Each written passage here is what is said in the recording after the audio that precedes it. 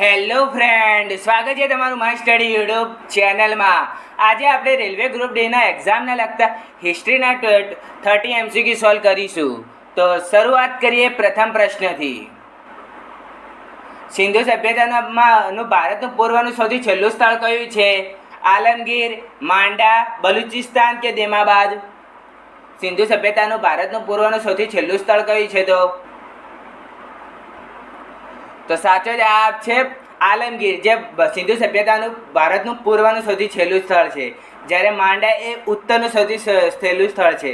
જ્યારે બલુચિસ્તાન એ પશ્ચિમનું છેલ્લું સ્થળ છે અને દેમાબાદ એ દક્ષિણનું સૌથી છેલ્લું સ્થળ છે. વૈદિક કાળમાં લોકો રાજાને કર આપતા હતા, તેને શું કહેવામાં આવતું હતું? મહેસૂલ, કર, ઉપહાર કે બલી?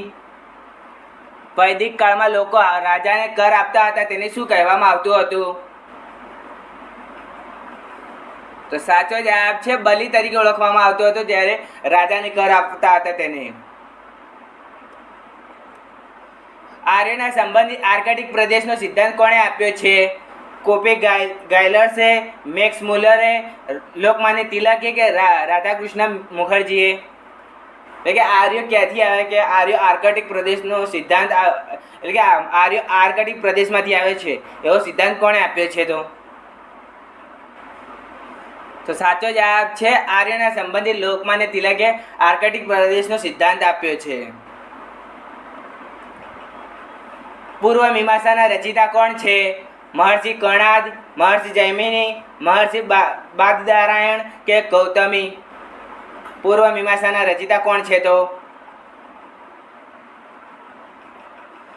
તો સાચો જવાબ છે મહર્ષિ જૈમિની, જે પૂર્વ મીમાંસાના રચિતા છે. ગળપણ, રોગ, મૃત્યુ અને સંન્યાસ જેવી ઘટનાઓ કોના સાથે સંબંધિત છે? ગૌતમ બુદ્ધ, મહાવીર સ્વામી, નેમિનાથ કે પાર્શ્વનાથ? ગળપણ, રોગ, મૃત્યુ અને સંન્યાસ જેવી ઘટનાઓ કોના સાથે સંબંધિત છે? તો સાચો જવાબ છે ગૌતમ બુદ્ધ સાથે સંબંધિત છે ગળપણ, રોગ, મૃત્યુ અને સંન્યાસ જેવી ઘટનાઓ. ચંદ્રગુપ્ત મૌર્ય અને સેલ્યુકસની વચ્ચે થયેલા યુદ્ધનું વર્ણન કોણે કર્યું છે? ભદ્રબાહુએ, એખિયાનસે, મેગસ્થનીસે કે ચાણક્યએ? ચંદ્રગુપ્ત મૌર્ય અને સેલ્યુકસની વચ્ચેના થયેલા યુદ્ધનું વર્ણન કોણે કર્યું છે? તો સાચો જવાબ છે એખિયાનસે કર્યું છે ચંદ્રગુપ્ત મૌર્ય અને સેલ્યુકસ વચ્ચેનું યુદ્ધનું વર્ણન. કોના શાસનકાળને સાહિત્ય અને કળાનો સુવર્ણ યુગ કહેવામાં આવે છે? ચંદ્રગુપ્ત બીજાના, ચંદ્રગુપ્ત પ્રથમના, કુમારગુપ્ત પ્રથમના કે સ્કંદગુપ્તના? કોના શાસનકાળને સાહિત્ય અને કળાનો સુવર્ણ યુગ કહેવામાં આવે છે? તો સાચો જવાબ છે ચંદ્રગુપ્ત બીજાના શાસનકાળને સાહિત્ય અને કળાનો સુવર્ણ યુગ કહેવામાં આવે છે. અને ભારતનો સુવર્ણ યુગ કોને કહેવામાં આવે છે? તો ગુપ્ત યુગને સુવર્ણ યુગ કહેવામાં આવે છે. અને સૌથી વધુ સોનાના સિક્કા ક્યાંથી મળે, કયા યુગમાં મળી આવ્યા છે? તો ચંદ્રગુપ્તના યુગમાં મળી આવ્યા છે. ગુપ્ત કાળ નિર્માણ થયેલું જગન્નાથપુરીનું મંદિર કઈ શૈલીમાં નિર્માણ થયું છે? નાગર શૈલીમાં, દ્રવિડ શૈલીમાં, બેસર શૈલીમાં કે એક પણ નહીં? ગુપ્તોત્તર કાળના નિર્માણમાં થયેલું જગન્નાથપુરીનું મંદિર કઈ શૈલીમાં નિર્માણ થયું છે? તો સાચો જવાબ છે નાગર શૈલીમાં નિર્માણ થયું છે ગુપ્તોત્તર કાળનું જગન્નાથપુરીનું મંદિર, જે ઓડિશામાં આવેલું છે. નીચેનામાંથી કોને સંસદના સિંહ તરીકે ઓળખવામાં આવે છે? ડૉક્ટર શ્યામ પ્રસાદ મુખર્જીને, અટલ બિહારી વાજપેયીને, લાલા લજપત રાયને કે જયપ્રકાશ નારાયણને? કોને સંસદના સિંહ કહેવામાં આવે છે? તો સાચો જવાબ છે જયપ્રકાશ નારાયણને સંસદના સિંહ તરીકે ઓળખવામાં આવે છે. એશિયાટિક સોસાયટી ઓફ બંગાળની સ્થાપના કોણે કરી હતી? સર જેમ્સ ગ્રાન્ટે, મેક્સ મુલરે, સર વિલિયમ જોન્સે કે Macaulay? Asiatic Society of the બંગાળની સ્થાપના કોણે કરી હતી? તો સાચો જવાબ છે સર વિલિયમ જોન્સે એશિયાટિક સોસાયટી ઓફ બંગાળની સ્થાપના કરી હતી. મૌર્ય વંશના છેલ્લા શાસક બ્રાહ્મણ સેનાપતિ કોણ હતા? વાસુદેવ કર્ણ, પુષ્યમિત્ર શુંગ, અંગમિત્ર કે દેવભૃત? મૌર્ય વંશના છેલ્લા શાસકના બ્રાહ્મણ સેનાપતિ કોણ હતા? તો સાચો જવાબ છે પુષ્યમિત્ર શૃંગ, જે મૌર્ય વંશના છેલ્લા શાસક હતા, જેને બૃહદ્રથની હત્યા કરીને શૃંગ વંશની સ્થાપના કરી હતી. ધનુષ્ય અને તીર કયા રાજવંશનું પ્રતીક છે? ચેરા, પંડ્યા, ચોલા કે ઉપરોક્તમાંથી કોઈ નહીં? ધનુષ્ય, તીર અને તીર કયા રાજવંશનું પ્રતીક છે? તો સાચો જવાબ છે ચેરા વંશનું પ્રતીક છે ધનુષ્ય અને તીર.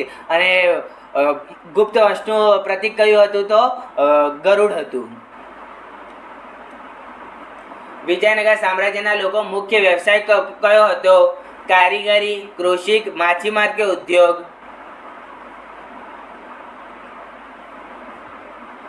વિજયનગર સામ્રાજ્યના લોકોનો મુખ્ય વ્યવસાય કયો હતો? તો સાચો જવાબ છે કૃષિ, જે વિજયનગર સામ્રાજ્યનો મુખ્ય વ્યવસાય હતો. અને બીજા નંબર પર મુખ્ય વ્યવસાય કહે તો માછીમાર આવે. કયા સમ્રાટે પોતાની રાજધાની દિલ્હીથી દૌલતાબાદ ખસેડી હતી? શાહજહાએ, મુહમ્મદ બિન તુગલકે, શેરશાહ સૂરીએ કે ચંગેઝ ખાને? કયા સમ્રાટે પોતાની રાજધાની દિલ્હીથી દૌલતાબાદ ખસેડી હતી? તો સાચો જવાબ છે મુહમ્મદ બિન તુગલકે દિલ્હીથી દૌલતાબાદ રાજધાની ખસેડી હતી. નીચેનામાંથી કયા મઠની સ્થાપના શંકરાચાર્ય દ્વારા કરવામાં આવી હતી? જ્યોતિર્મઠ, ગોવર્ધન મઠ, શારદા મઠ કે ઉપરના તમામ? કયા મઠની સ્થાપના શંકરાચાર્ય દ્વારા કરવામાં આવી હતી? તો સાચો જવાબ છે ઉપરના તમામ, એટલે કે જ્યોતિર્મઠ, ગોવર્ધન મઠ અને શારદા મઠ. આ ત્રણેયની મઠોની સ્થાપના શંકરાચાર્ય દ્વારા કરવામાં આવી હતી. રામકૃષ્ણ મિશનની સ્થાપના કોના દ્વારા કરવામાં આવી હતી? સ્વામી વિવેકાનંદ, સ્વામી દયાનંદ, સર સૈયદ અહમદ ખાન કે રાજા રામ મોહન રાય? રામકૃષ્ણ મિશનની સ્થાપના કોણે કરી હતી? તો સાચો જવાબ છે સ્વામી વિવેકાનંદે રામકૃષ્ણ મિશનની શરૂઆત કરી હતી. મહાત્મા ગાંધીનો જન્મ ક્યાં થયો હતો? મધ્યપ્રદેશમાં, આસામમાં, ગુજરાતમાં કે રાજસ્થાનમાં? મહાત્મા ગાંધીનો જન્મ ક્યાં થયો હતો? તો સાચો જવાબ છે ગુજરાત, પોરબંદરમાં થયો હતો મહાત્મા ગાંધીનો જન્મ. નીચેનામાંથી કોણ મુઘલ સમ્રાટના અકબરના સલાહકાર હતા? ફ્રેજી, અબ્દુલ રહીમ ખાને ખાન, મુલ્લાદો પ્યાઝા કે તાનસેન? નીચેમાંથી કોણ મુઘલ સમ્રાટ અકબરના સલાહકાર હતા? તો સાચો જવાબ છે મુલ્લાદો પ્યાઝા, જે અકબરના સલાહકાર હતા. ત્રિપિટક નીચેનામાંથી કયા ધર્મ સાથે સંકળાયેલ છે? જૈન, બૌદ્ધ, શીખ કે હિન્દુ? ત્રિપિટક નીચેનામાંથી કયા ધર્મ સાથે સંકળાયેલ છે?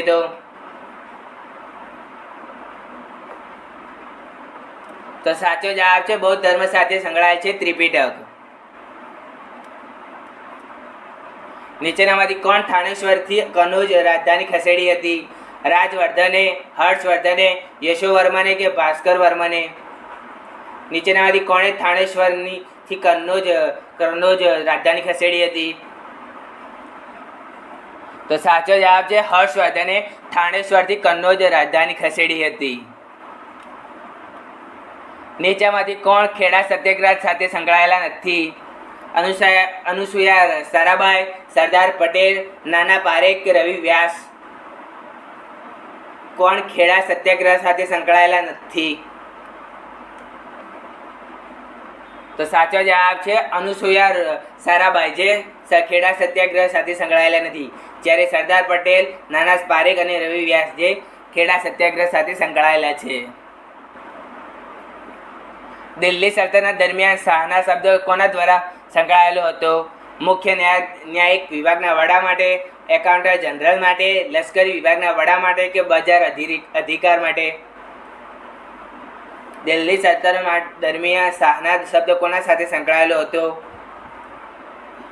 તો સાચો જવાબ છે બજાર અધિકારીઓ સાથે સંકળાયેલો હતો દિલ્હી સલ્તનતના દરમિયાન શાહના શબ્દ.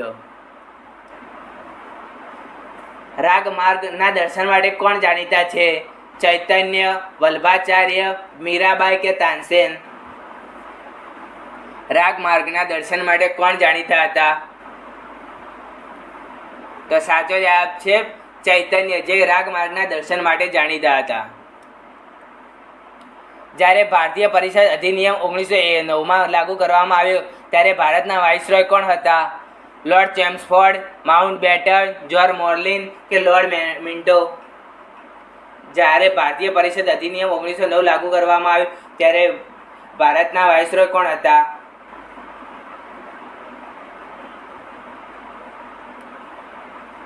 તો સાચો જવાબ છે લોર્ડ મિન્ટો હતા. જ્યારે ભારતીય પરિષદ અધિનિયમ 1909 લાગુ કરવામાં આવ્યું ત્યારે ભારતના વાઇસરોય લોર્ડ મિન્ટો હતા. દિલ્હી સલ્તનતનો અંત ક્યારે થયો હતો?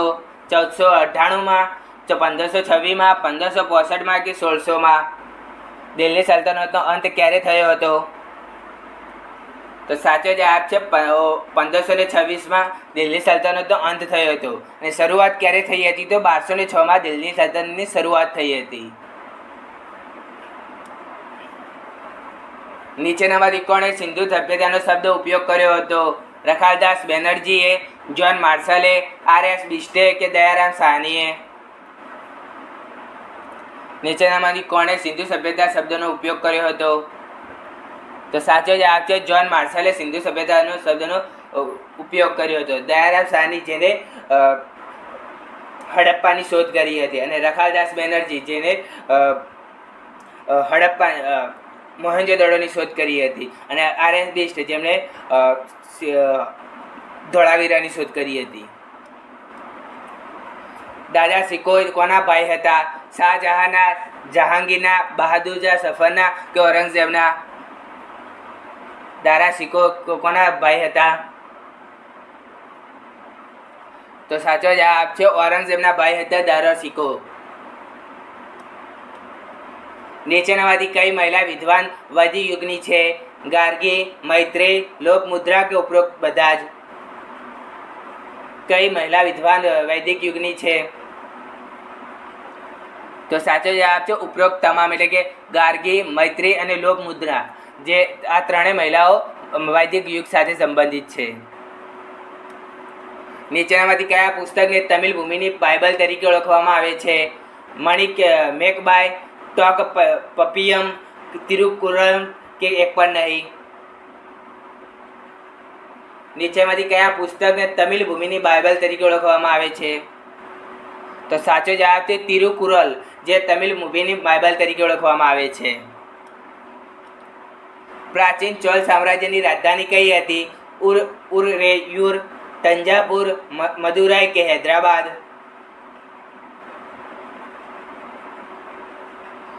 પ્રાચીન ચોલ સામ્રાજ્યની રાજધાની કઈ હતી? તો સાચો જવાબ છે ઉરરેયુર, જે પ્રાચીન ચોલ સામ્રાજ્યની રાજધાની હતી. ફ્રેન્ડ, તમને અમારો વિડીયો ગમ્યો હોય તો લાઇક, શેર અને સબસ્ક્રાઈબ કરો. મળેલા કે છે, બાય બાય.